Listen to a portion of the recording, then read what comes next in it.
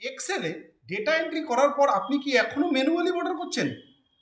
আজকে এমন একটি ট্রিক শেখাবো যে আপনি ডেটা এন্ট্রি করবেন এবং বর্ডার আপনা আপনি হয়ে যাবে। তাহলে চলুন। এরকম কম্পিউটার স্ক্রিনে প্রথমে কিছু সেলকে সিলেকশন করে নিতে হবে, অথবা তোমরা চাইলে পুরো পেজটাকে সিলেকশন করতে পারো। আমি একটা ফিল্ড তৈরি করে রেখেছি, সেই বরাবর আমি কিছু সেলকে সিলেকশন করে নিলাম এবং প্রথম সেলটির নাম কিন্তু মনে রাখতে হবে। আমার প্রথম সেলটির নাম J1। এরপর কন্ডিশনাল ফরম্যাটিংয়ে যেতে হবে, নিউ রুল অপশনটিকে চুজ করতে হবে।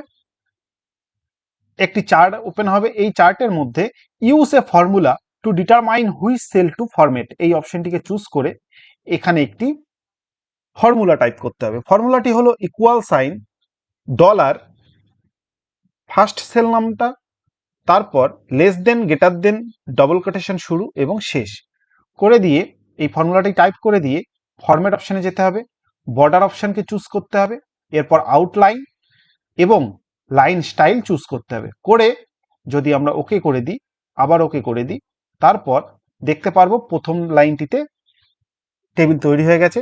পরে যতগুলো লাইনে আমি ডেটা টাইপ করব অটোমেটিক কিন্তু লাইন চলে আসবে।